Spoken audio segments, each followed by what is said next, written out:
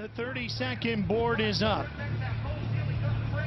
There you see Trey Kennard and Blake Baggett on his new Ford. Has the ride for Yoshimura Suzuki. First time, the 21, the Husqvarna. Jason Anderson. You saw Millsap's Davey on the 18, the Monster Energy Kawasaki. That 30-second board is going to turn sideways, and she's going to exit the racetrack, and we're going to be ready to go with the first gate drop of 3 from the Monster Energy Cup. Looked like Kennard got a good start on the one side. Oh, they're outside of the tough blocks on the right.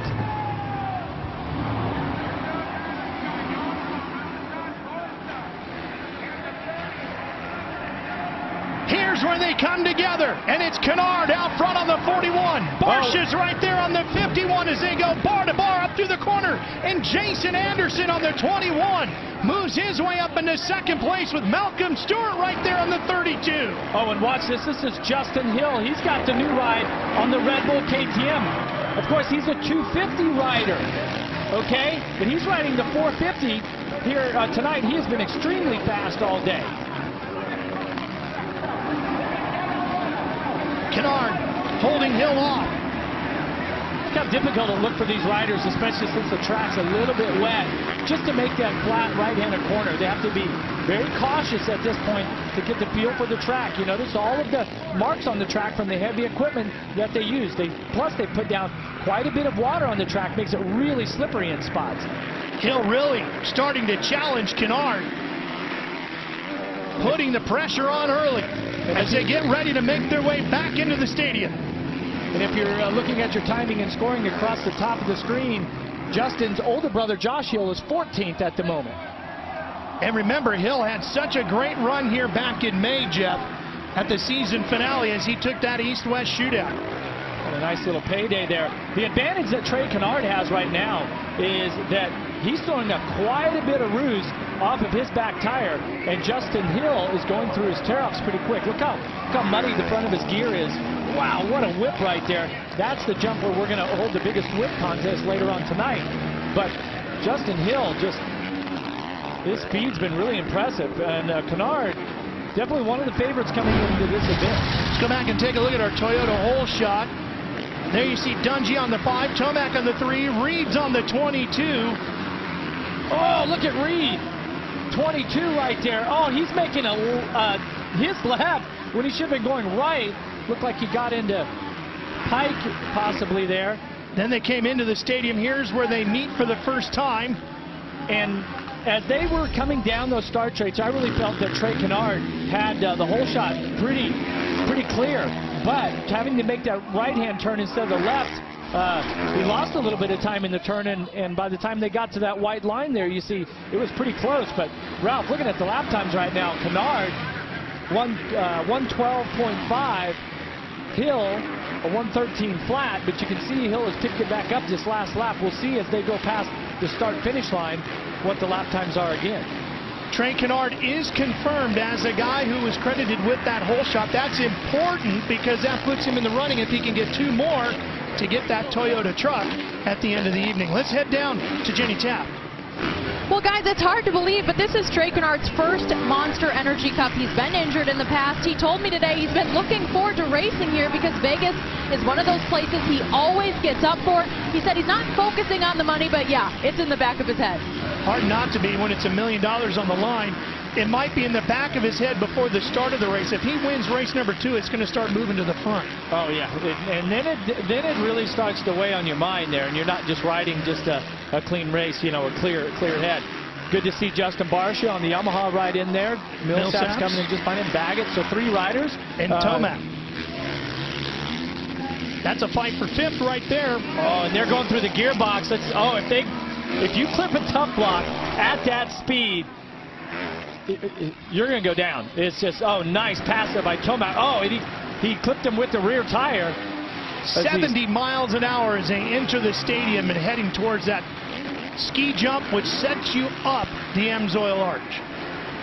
I believe that's the fastest speeds that we have ever had here at Sam Boyd Stadium coming down from the outside into the stadium.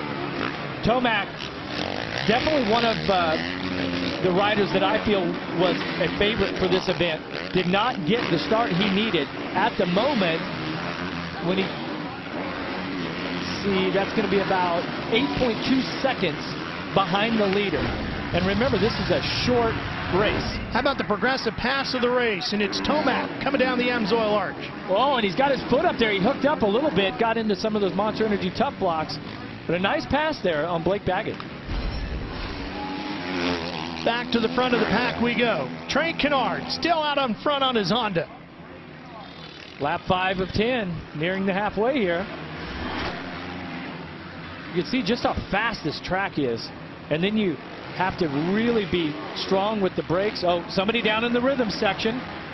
Yellow flags are out. Remember, we spoke about that earlier, about how tricky just these 9 jumps are. 9 simple jumps, but 3 huge leaps to make it through there the fastest way. Davey Millsaps getting acclimated to his new ride, the Monster Energy Kawasaki number 18. And so now that we have Ricky Carmichael with us back in the booth, my question is, when do these riders take the Joker lane? Well, I would that they take it at the end of the race. You would wait to the very last lap? The later the better, I think. That would be my strategy for sure. And notice at the top of your screen right there that the riders have not taken it. Yeah, I think just taking it at the end of the race is a lot better for several reasons. If you're leading, okay, and you take the Joker lane first, you lose so much track position and just get roosted so bad. Where these guys they kind of want to gap themselves, right, from the guy behind them. So when they do take the Joker lane, they don't lose any track position. Well, it's interesting in that Justin Hill has already taken it. He was running in second place. He has decided to go through the Joker lane already. Dungey has been through there. As you can see, the names go across the top of the screen. You'll see some of them, like Short, bracketed in yellow. That means they've gone through that Joker lane already, as you see Justin Hill on the screen now. Yeah, you talk about Justin Hill already has went through there.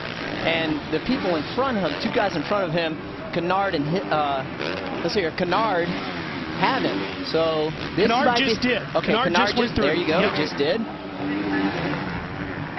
So these riders are definitely not waiting until the last lap. Right. That was the strategy in the previous years. Yeah. These guys are checking that off the list. Yep. And the Joker lane isn't as much time difference as it was last year. Would you say 3 seconds, Ricky? 4 seconds? I think it's maybe? a little bit quicker this year for sure. Yeah, I would say 3 into 3.5. There was even a lot of talk as we were heading into this race that maybe you would set the Joker lane up to be an advantage at some point. Well, you're exactly right, Ralph. You want to use it to your advantage for sure. That's why I was thinking if these guys, you can see they're 3-3-3.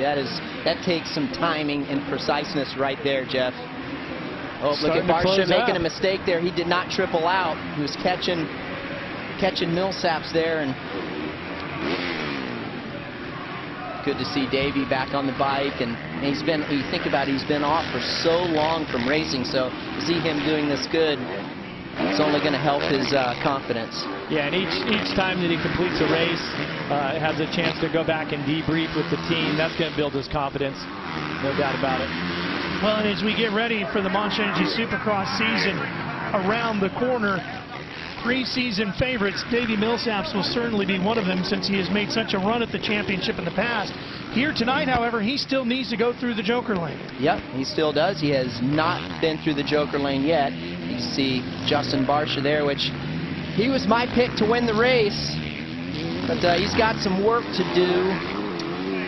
But we figured, you know, there's a 3-moto format, if you will, and so the lowest score, or pardon me, the highest score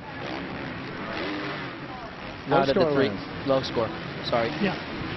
Look at there's Blake Baggett doing really good. Look at that, right on. He designed the track, not the scoring system. Sorry. Kind of looks like a young RC right there with the number 4 on there. Bright yellow bike. Well, look at the company that Barsha has. Yeah, Tomac, Baggett right there. I'm really impressed. Oh, there goes Barsha into the Joker lane. So it's going to cost him a couple of positions. Let's see if Malcolm Stewart is back there. He gets by, right? Wow.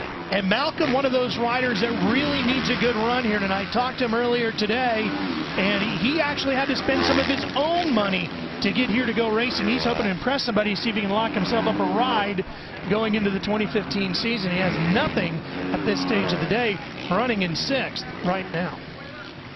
Well, Barsha just gave up 3 positions there.